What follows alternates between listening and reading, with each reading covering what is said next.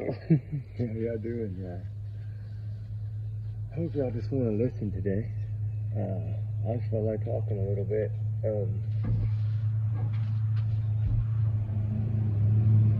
was making sure that thing wasn't sticking out. Okay, part of the ladder. I just sat it down because it just got me raining. I don't have nothing dry, so I had a ladder out here, so I just set the camera on the ladder. I just got home. We went and searched for about 4.5 hours there, up in the hill country, little down below Burnett, a little ways. Man, doing this, going through those woods around that river. Luckily, I've always been on the Guadalupe my whole life, so I understand the river and everything about that river. And just going down. I did a video earlier on it when we first got done searching, but I just been thinking so much about it because it reminded me of Sebastian Rogers in a way, and I'm going to tell you why in just a second. I said it in another video, but for those that might not have watched it, when you're down there like this and you're searching and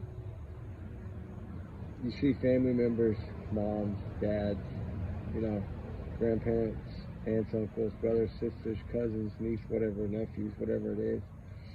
You see these families, and then when you see these moms, because usually everybody kind of surrounds the mom, right? Like usually the kids, like the brothers, sisters, or whatever, usually right there by the mom and the dad, and the dad's just kind of leading the way, and she's just kind of following, but like lost in her own world. And I spoke to her today for about 30 minutes, and we said a prayer together and all kinds of good stuff. But I won't share a lot because that's her personal life, but just to see the lostness, the broken, like the heart's been ripped out of the chest, and it's like only one thing on their mind, and that's finding their child. Knowing the outcome after this many days is probably not going to be good, but yet they still fight, right? 1,000 mosquito bites and no food, no sleep, no coffee. Well, I did bring a Starbucks for the bottle with the glass bottle ones. I did have some of those, so I did pass those over to this mother. I gave her a coffee, but it was a vanilla. She wasn't a big vanilla drinker, but she drank it, and it gave her a little boost. But it's just to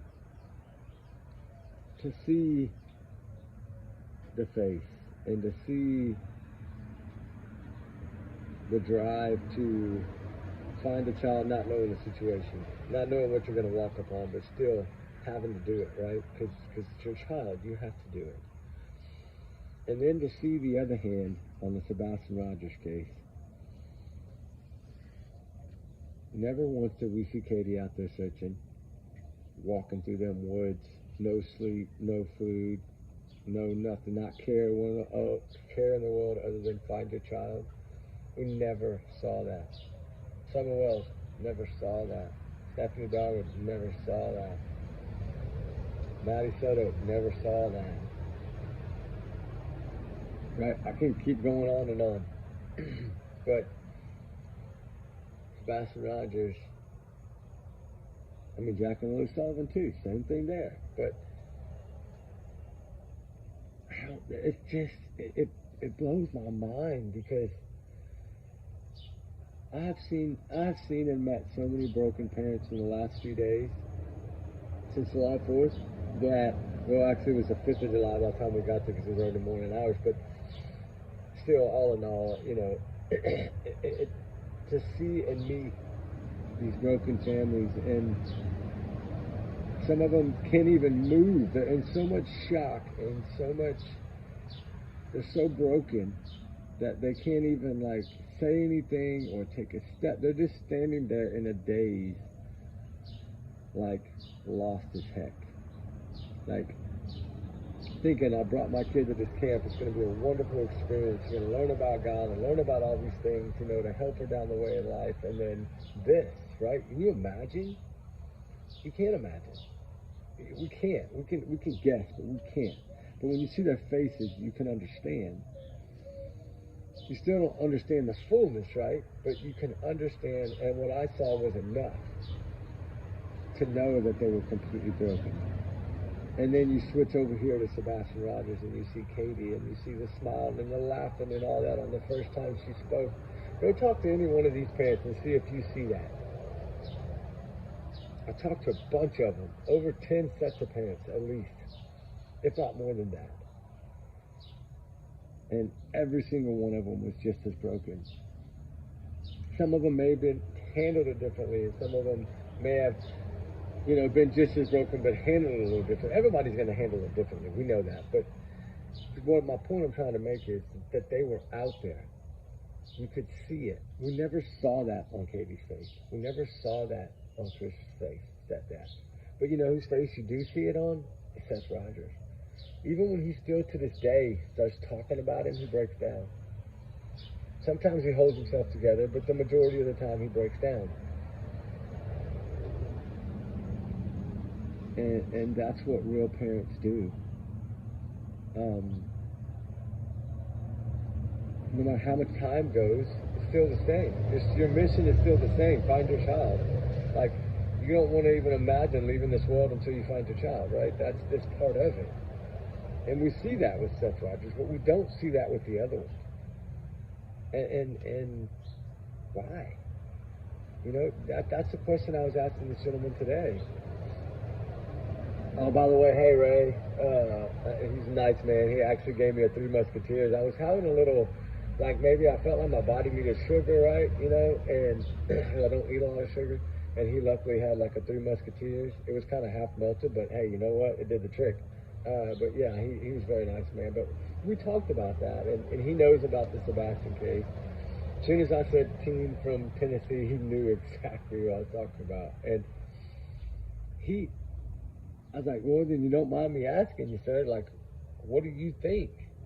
And he said, I'm pretty sure I think the way that everybody else thinks. And I'm like, yeah, but who do you think, or what? He said, it's Mama Bear. I'm like, oh, so he already knows about the bear thing too, right? And he was like, yeah, dude, you look at these parents out here and you see what real grieving parents look like. Like I said about Gabby Petito's parents or Riley Strand's parents, that's what I saw. Every turn I made down there, every area we searched, I saw that on parents' faces all day, every time I was there. And it breaks you down. It breaks you down. Because you just want to hug them, you just want to tell them it's going to be okay when you know it's probably not, right? And that's the hard part. What do you say? What do you do? And that's where I always get myself to where usually I just say, you want to say a prayer. That's usually what I do. And it's kind of one of the only things you can really do in that moment. Other than, of course, just offer hope and faith, right? Hope and faith. You got to keep up faith, keep it strong. Let's keep pushing, right? And knowing that down deep, probably it's not going to be good. But that's my point I'm trying to make here in this Sebastian Rogers case, is that when you see that over and over and over with different families, different parents, different races, different cultures, but the same broken, the same grieving, the same crying, bawling, literally, the whole time. You can hear them bawling when you're walking out there. It's that bad. And they'll stop, or they'll be around a tree, and the mom's broken again, and the husband is trying to keep her going, and it's just just to see that, it breaks you down, and you think, why did Katie not do that? And I really now do feel more like she's probably the only one responsible for this. Because to be that cold towards a child, that's your child, that you're supposed to love unconditionally, no matter what they do, and protect, right, them from everything. It's like the mama bear does her cubs. It's like a mama moose does for her baby moose, right? They're the most fierce. Mamas are the most fierce in the world, I'm telling y'all. And y'all are all mamas pretty much, and grandma here. So believe me, I know all of y'all and how y'all act. And you get that one apple every now and then that just fell from the wrong side of the tree. My grandpa used to say, it's an apple, it just fell on the wrong side of the tree, right? So you kind of have to go with that. And it's heartbreaking. But you see so many things that the guys are trying to unload all the drones. I'm over here yapping. It's I don't know. It made me think about it, and it made me really think about it, and it made me kind of come to the conclusion that, to me, I think honestly that she could really be, in my mind, in my opinion now, at just kind of realizing this now that I see it face to face like this for days. I really think that she probably did something to this kid, and it's sad, and of course it's just my opinion, and everyone is innocent until proven guilty in a court of law, but she might not have had nothing to do with it at all. I don't know that, but my opinion and my gut feeling tells me, especially after this, I just couldn't stop thinking about it this afternoon. For like 4.5 hours, guys. I kept thinking every time I would see a crying mom or a crying dad or a grandma or a brother or a sister or a cousin or a niece or a nephew, whatever. I would think about it. Why weren't they doing that to Sebastian, right? Sorry, the air conditioner kicked on. Why are they not doing that for him? Why is it different, right? I'll try to step away so maybe I won't hear it as bad. But you know what I'm saying? Like, why? I don't get it. Let me get over this way out of the dang way of the air conditioner. Y'all might be fine, but I don't want y'all to be listening to the blaring.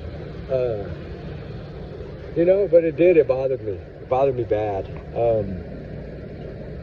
And maybe it shouldn't have, but it made me think about a lot of these missing children. Summer Wells included. All of them, right? Like, makes you think, like, they did this. They caused this or something. Because if they didn't, they would be just like these other parents. And it's just by all means, it just really blew my mind to really sit and think about it like that, and then to communicate with someone about it like that, and to get their same opinions, like thoughts being almost identical, where, it does point to guilt in my mind. And of course, that's just my opinion, like I said, but allegedly it's just my opinion. But the police will have to solve this and figure this out. But somebody eventually will come to justice, I do feel. But it might possibly only be one person. It might only be the mom. I mean, a lot of us have probably thought that before. I mean, I know a lot of y'all always have said, y'all's of mine and y'all's opinion, y'all thought that it was her 100%, but maybe he didn't help her at all, Maybe it was all her, all on her own. I mean, yeah, she's military, she's trained, she can handle it, she could do it all on her own, but that doesn't explain the flashlight video, and I get that, but I'm saying whatever happened before that flashlight video to Sebastian, if something did bad happen to him, it was her, right? That's what it looks like to me. Like, I would confidently say, in my opinion, that I can see that now clearly. And only because I saw so many parents like just broken. And I know I sound like a broken record right now, but it's really, I mean, if you stop and think about it, wow, right? That is pretty powerful. Like,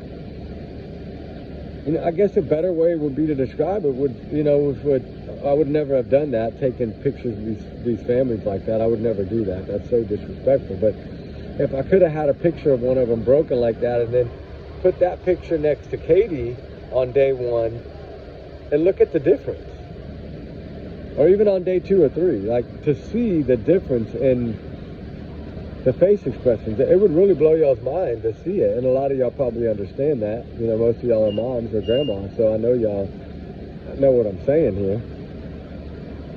It just opened my eyes to a different view of this case. I mean, it sucks that it took such a tragedy and so many broken ones for me to really see it this way, but like I say, if you learn something from everything, right, it's always a good thing if you can learn from something. So yeah, it gives me a whole different outlook. But you know, I'm gonna get over here and help them. They're standing here staring at me like, what are you doing? Why are you doing a video when we're trying to get stuff unloaded? We got muddy from head to toe. My truck is completely mud inside. The floorboards, floor mats, door panels, everything inside is just river, sand, dirt, clay, mud. But with that said, trigger warning, guys, and y'all's comments, of course, are y'all's and y'all's alone, not to reflect the channel. We do our research together because we are a big-hearted little family. And allegedly, these are my opinions, thoughts, and my free speech. I'm entitled to it, and I'm going to use it. It's my voice. I'm going to use my voice. But, you know, everyone is innocent until proven guilty in the court of law. Guilty, guilty, guilty. We know that. Somebody's going to go down for this, I feel. I don't think this kid wandered off on his own, so we'll see. But like I said, y'all have a good, blessed night, and we'll see y'all soon for Fire Chat. All right, guys. Keep Sebastian in your prayers and keep his face out there. All right, guys. Trigger warnings again, like I said. All right, guys. Bye.